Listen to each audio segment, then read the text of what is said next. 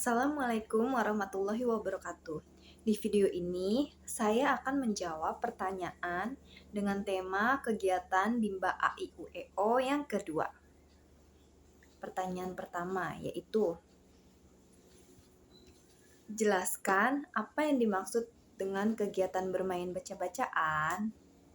Kegiatan bermain baca-bacaan yaitu segala sesuatu permainan yang berhubungan dengan menumbuhkan minat baca pada anak, agar anak suka pada kegiatan membaca dengan modul yang telah dimainkannya. Lalu pertanyaan kedua, jelaskan kegiatan apa saja yang termaksud dalam kegiatan bermain baca-bacaan. Kegiatannya yaitu tarik garis pada modul, serta berbahasa Bimba. Selanjutnya, apa tujuan dari bermain kegiatan baca-bacaan?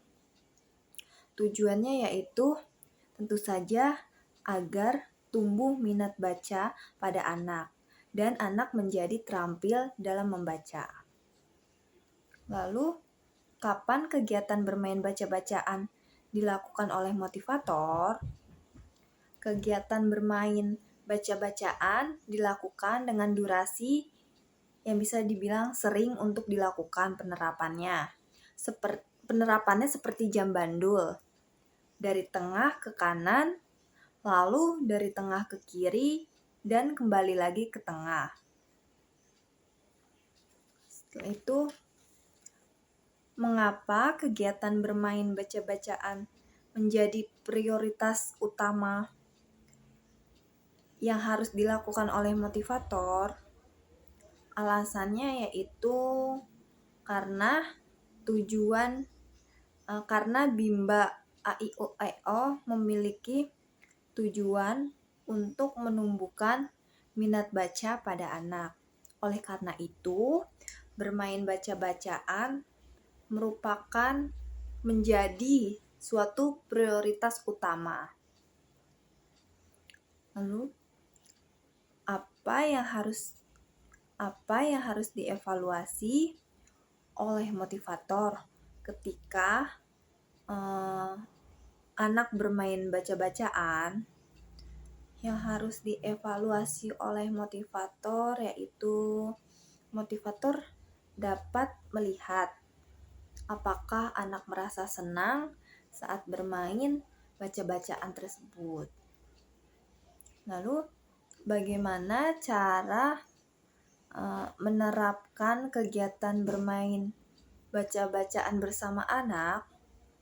Caranya dengan berbahasa Bimba. Lalu bernyanyi lagu La Bimba dan dikte verbal kata.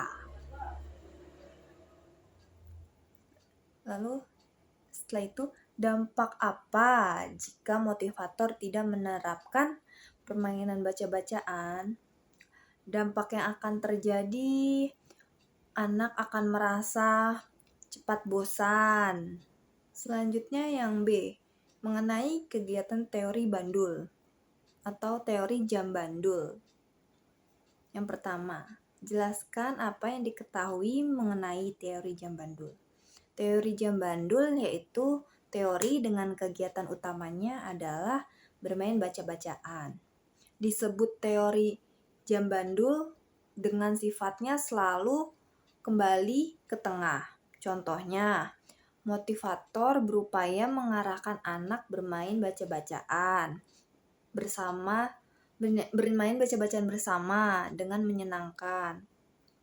Lalu motivator membimbing anak melakukan kegiatan selingan, yaitu bermain sambil belajar, tetap dengan prioritas utamanya yaitu bermain baca-bacaan. Apa tujuan penerapan teori bandul? Tujuannya yaitu tentu saja agar proses belajar sambil bermain dapat menyenangkan. Lalu bagaimana sih cara penerapan teori jam bandul? Caranya yaitu dengan memvariasikan beberapa aspek, yaitu aspek afektif seperti bernyanyi, berdialog, lalu aspek kognitif seperti membaca, berhitung, dan aspek psikomotorik seperti mewarnai, menarik garis, dan menulis. Dan apa sih dampak jika motivator tidak menerapkan teori jam bandul? Dampaknya, tentu saja anak akan merasa belajar adalah beban. Lalu anak akan menjadi generasi yang benci belajar.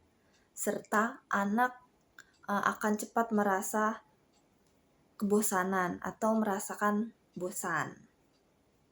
Sekian dari video ini. Wassalamualaikum warahmatullahi wabarakatuh.